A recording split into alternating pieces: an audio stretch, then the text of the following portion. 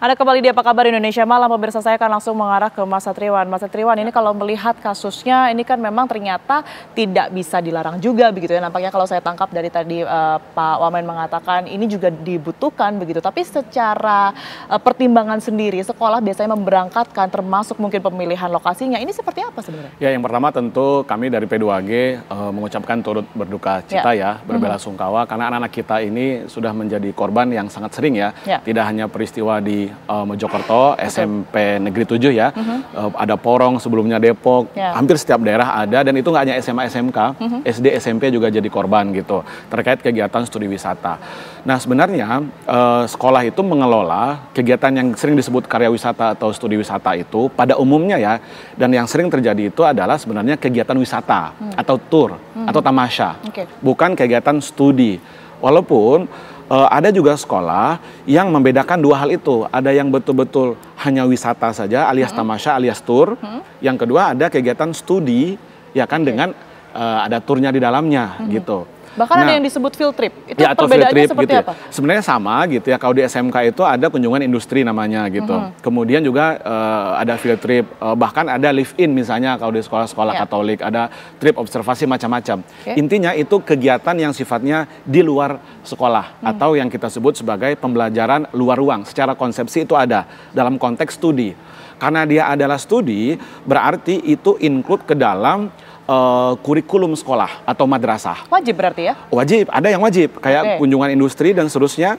Ya kan, kemudian kegiatan yang sifatnya studi di luar sekolah ini memberikan pengalaman yang bervariasi kepada anak. Ya kan, dan itu di negara-negara maju pun dikelola sedemikian rupa bahwa tempat belajar tidak hanya di ruang kelas sekolah, tapi bisa juga di luar sekolah, bisa ke museum, bisa ke pasar, benar nggak? Bisa ke tempat-tempat masyarakat adat dan seterusnya.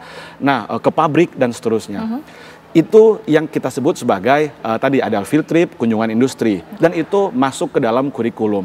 Nah, yang sering sebenarnya terjadi di pemberitaan kita selama ini adalah kegiatan yang sebenarnya itu hanya semata-mata tamasya atau tour, ya kan, tanpa studi. Tidak ada edukasi apapun berarti? Tidak ada edukasi gitu. Dalam konteks yang Mojokerto misalnya, ini kan juga wisata. Dalam konteks kasus yang sekolah, yang Porong ya, SMA Negeri 1 ya, Porong, itu juga kalau kita lihat acara foto angkatan, kelas 12 karena sudah mau perpisahan. Nah, momen-momen untuk kegiatan yang sifatnya perpisahan, kemudian tour gitu ya, kenaikan kelas itu biasanya di akhir tahun ajaran baru atau di akhir tahun biasa, Desember atau biasanya Juli. Itu timing yang dipilih oleh sekolah pada umumnya ya. Nah, ini saya pikir harus ada regulasi memang dari Kemdikdasmen gitu ya, untuk mengatur bagaimana pengelolaan dua kegiatan yang berbeda tadi. Ada yang studi di luar kelas, outing kelas kita sebut, atau outdoor activity.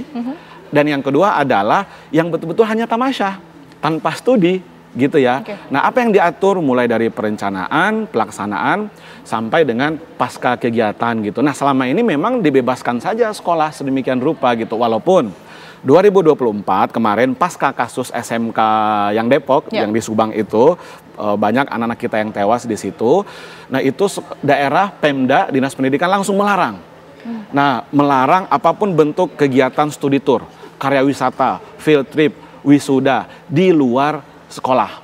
Walaupun setiap daerah berbeda, kalau Jawa Barat itu ada yang di luar kota, membolehkan hanya di satu kota saja. Di satu kota, betul, kalau DKI Jakarta melarang. Ya kan, kegiatannya hanya di dalam sekolah gitu. Nah, kami pikir ini juga ya reaksioner, walaupun sekarang buktinya setiap daerah sudah banyak lagi anak-anaknya yang melakukan studi tour atau studi wisata gitu ya. Karena apa?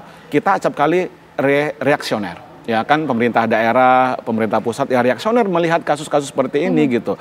Dan untuk Pak Wamen, tahun 2024 itu, Pak Wamen hapunten ya, itu ada surat edaran Sekjen ya, Kemdikbud tentang tata cara pemilihan bus pariwisata yang berkeselamatan. Ya kan, sebagai respon terhadap peristiwa yang di Depok, SMK yang terjadi kecelakaan gitu ya.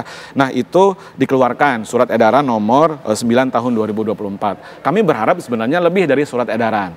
Apakah itu peraturan bersama Menteri ya Pendidikan dengan Menteri Agama, bahkan sampai ke perguruan tinggi. Nah, Mbak Tiara tahu perguruan tinggi juga seperti itu, kegiatan luar kampus itu banyak sekali. Bahkan level SMP SMA, LDKS ya, OSIS, OSIS gitu, itu kan pakai truk terbuka. Walaupun dengan truk TNI, truk Polri, buktinya memang tidak menjamin juga gitu ya. Nah, yang di Porong itu kan truknya polisi gitu kan ya. Nah, ini betul-betul harus ada standar kesehatan, standar keamanan, standar keselamatan dalam bingkai tata kelola. Berapa orang minimal guru yang harus mendampingi, itu nggak ada. Kita membebaskan sekolah saja. Sekolah mengatur dirinya memang untuk itu. Madrasah gitu ya. Jadi tidak diatur. Jadi kebijaksanaan sekolah selama ini, ya kan, untuk melaksanakan kegiatan yang namanya studi wisata kah atau field trip kah. Baik, gitu. Karena tidak mudah juga ya Mas ya kalau kita melihat menjaga anak-anak sekian banyak begitu ya, untuk kemudian ini dengan jumlah guru yang terbatas seperti itu ya. Tapi benar tidak sih kalau ini betul-betul diwajibkan? Karena salah satu kejadian juga kan sebenarnya orang tuanya tidak mengizinkan karena mungkin keberatan begitu, tapi sekolah ini melakukan semacam apa ya, pemaksaan atau intimidasi begitu, bahwa memang mau tidak mau harus tetap mengikuti agenda tersebut. Itu menurut kami yang sangat keliru. Disitulah fungsi dari Dinas Pendidikan, ada pengawas sekolah ya, atau pendamping sekolah namanya sekarang. Justru tugas beliau-beliau lah untuk membimbing, mendampingi, mengawasi. Jadi sebenarnya terkait dengan karya wisata atau studi tour atau apapun itu namanya, event itu adalah masuk ke dalam kurikulum yang tadi saya katakan, masuk ke intrakurikuler maupun co-kurikuler, artinya itu wajib diprogramkan oleh sekolah, tetapi wajib dalam konteks kurikulum, kegiatannya opsional. Maksud kegiatan opsional begini, kalau anak tidak memilih yang ke Jogja, ya berarti kegiatan karya wisata mereka adalah kunjungan ke pasar misalnya, atau ke tempat lokasi-lokasi destinasi yang dekat dengan sekolah misalnya. Jadi sekolah harus memberikan alternatif, gitu ya, alternatif destinasi. Karena nggak semua orang tua itu mampu secara ekonomi, dan ini menjadi beban biasanya di akhir tahun ajaran itu ya. Satu, untuk wisuda itu biasanya beban juga, dan Kemdikbud 2024 sudah mengeluarkan aturan ya yang mengatakan bahwa sekolah tidak boleh mewajibkan wisuda, itu opsional. Nah, hendaknya ke depan kita berharap ke Kemdikdasmen, Kementerian Agama itu juga membuat aturan terkait studi wisata, sekolah tidak boleh mewajibkan, tapi sifatnya opsional. Sekolah harus memberikan opsi-opsi alternatif bergantung kepada kemampuan ekonomi orang tua murid. Baik, disesuaikan begitu ya. Jangan sama semuanya ke Bali atau semuanya seragam ke Jogja. Zaman saya sekolah, di sekolah saya di Bogor dulu gitu ya. Itu sekolah saya memberikan opsi. Baik. Ada yang ke Jogja, Bali kalau tidak salah, dan ke Bandung. Saya memilih yang ke Bandung. Ya kan, karena waktu itu kondisi kemampuan kita ya bisa ke Bandung, dan banyak juga teman saya yang memilih, dan tidak ada diskriminasi dari sekolah. Oh, yang mengutamakan ke Bali karena biayanya lebih dari 1 juta waktu itu misalnya, dan ke Bandung lebih murah, tidak. Nah, ini yang saya pikir harus ada ketegasan dari pemerintah pusat maupun daerah. Jadi tidak ada namanya paksaan begitu ya untuk kemudian ini mengikuti satu kegiatan, semuanya bisa teredukasi dengan baik dengan kemampuan masing-masing seperti itu ya.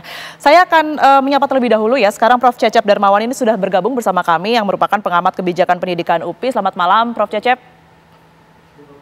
Selamat malam Mbak Tiara, sehat selalu. Baik, saya akan meminta pandangan dan juga perspektif Anda begitu ya tentunya. Tapi kita jeda terlebih dahulu, Prof. Cecep dan juga pemirsa, kami akan kembali usai jeda berikut ini, tetaplah bersama kami.